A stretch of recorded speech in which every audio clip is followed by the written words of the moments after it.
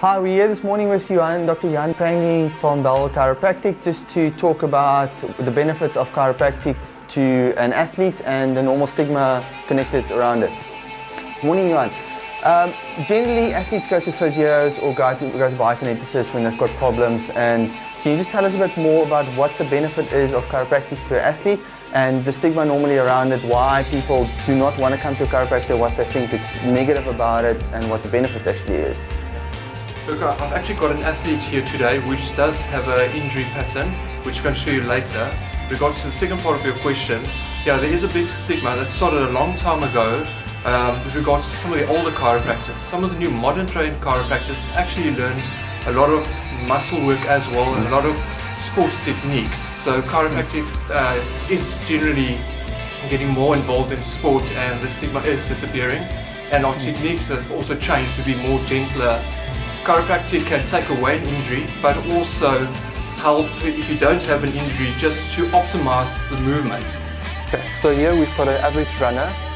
So basically what we start looking at as a chiropractor, when runners come in complaining of knee pain, hip pain, gluteal pain, or any lower back pain, even going up as far as the ribs, we always assess the pelvis first, as this is a central unit basically. So in this runner, she was complaining of pain around the knees, around the gluteal areas when she was driving a car, and then while she was running, you get pain centralized around the very lower lumbar area, sometimes causing spasm up into the back, and then difficulty breathing on some races depending on how hard she pushed herself. So when we look at the pelvis, you can clearly see that the pelvis is out, but this side is actually pushed up. Now, this can be due to incorrect shoes, worn out shoes, or just the incorrect style, or just daily activities.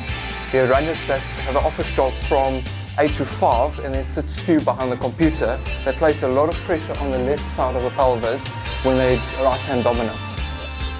See, nice and strong, the muscle pattern is working all the way through. The shoulders is a stabilizer for whatever happens down here.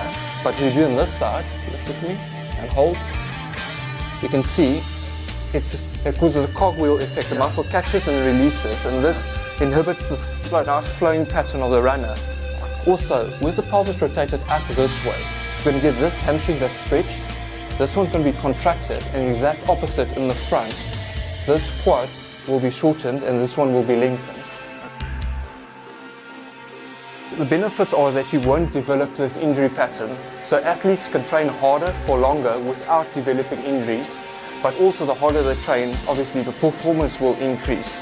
And then also, with getting regular maintenance, the muscles won't develop an imbalance. So when you're training, you won't get that left-right dominance so much as it would be in this case with the lower back irritating, causing this muscle to actually weaken. Once we straighten her, we'll see that there's actually a difference. What we have, so what we do is just level this out, and once that's been treated, this will automatically correct itself.